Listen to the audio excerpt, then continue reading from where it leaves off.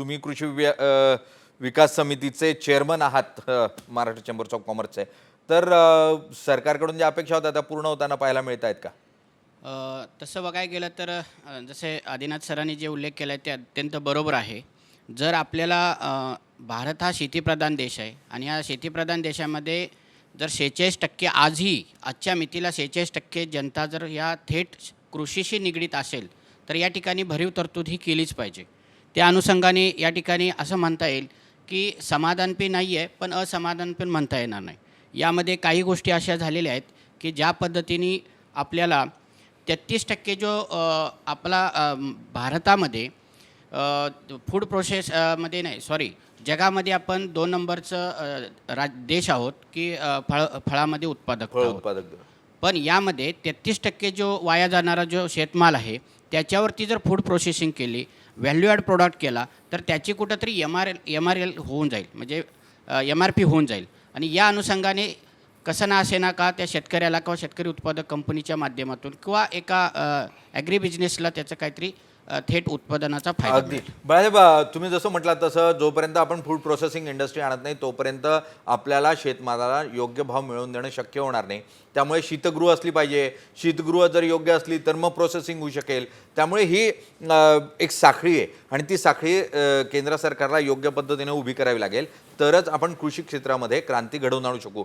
AI आणि कृषी असा संदर्भ लावला गेला आणि बजेटमध्ये उल्लेख झाला. दोन गोष्टी आहेत. आजच्या बजेटमध्ये मत्स्यपालनासाठी त्यांनी एक खूप चांगली तरतूद केली स्पेशल आहे आणि डाळीसाठी पुढच्या 6 वर्षाचा एक त्यांनी प्लॅन तयार केलेला आहे, डाळीचं उत्पादन वाढावं म्हणून.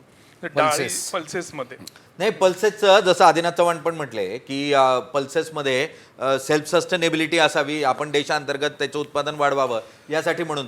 जोशी, आपण मागच्या वर्षी चर्चा करत होतो ऑइल सीड्स संदर्भात. आपण ऑइल सीड्समध्ये ऑइल खूप मोठ्या प्रमाणामध्ये, खाद्यतेल हे खूप मोठ्या प्रमाणावर आपण आयात करतो आणि त्यासाठी म्हणून आपण सेल्फ सस्टेनेबल व्हावं, आपण स्वतः त्याचं उत्पादन वाढवावं यासाठी म्हणून प्रयत्न करायला हवे. अशा स्वरूपामध्ये सूत्रवाद झालं आणि त्यासाठी विशेष प्लॅन केला गेला, पण तिथे आपल्याला कुठेच मोठी प्रगती दिसलेली नाही. ऑइल सीड्समध्ये आपण काही खूप टप्पा गाठला, एका वर्षात तो टप्पा गाठलाय नाही जाणार, त्याला 5, 7, 8 वर्ष लागतील. पण त्या दृष्टीनं जी पावलं दिसायला हवी होती ती काही खूप दिसत आहेत अशी परिस्थिती नाही. म्हणजे आता तुम्ही आपला खानदेश परिसरात जर बघाल, जळगाव, धुळे, नंदुरबार या एरियामध्ये याचं खूप मोठ्या प्रमाणावरती प्रोडक्शन चालू झालेलं आहे.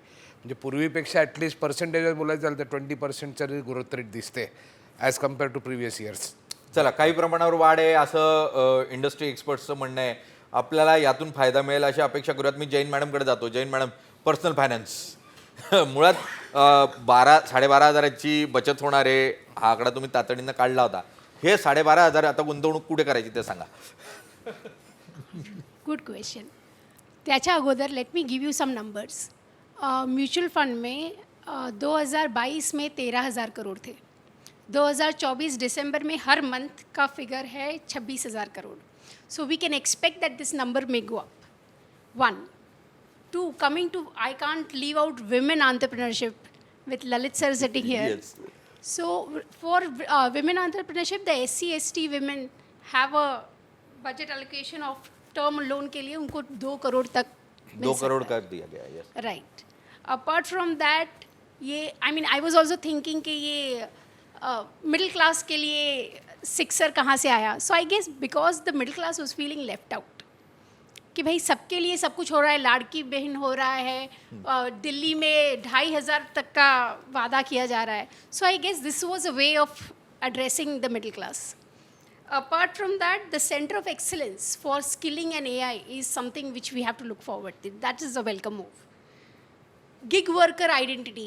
Nowadays, the millennials, the Gen Z, in सबको gig working is their way of life. So it's a welcome move that they are getting an identity and healthcare. अगदी महत्त्वाचं आहे. सगळ्यात महत्त्वाचा मुद्दा म्हणजे महिलांसाठी म्हणून, मागासवर्गीय महिलांसाठी म्हणून SC/ST कॅटेगरीमधल्या, आता ST कॅटेगरीमध्ये विचारे पुरुषच पुढे येत नाही तर महिला कधी पुढे येतील, हा खूप पुढचा मुद्दा आहे. पण असो तरी SC/STचा उल्लेख आहे. SC मध्ये निश्चितप्रमाणे काही महिला समोर येऊ शकतात ज्या उद्योग करू इच्छितात. 2 कोटीपर्यंत कोणत्याही स्वरूपाची अनामत न ठेवता तुम्हाला कर्ज उपलब्ध होऊ शकेल जर तुम्हाला उद्योग उभा करायचा असेल तर. अत्यंत महत्त्वाची घोषणा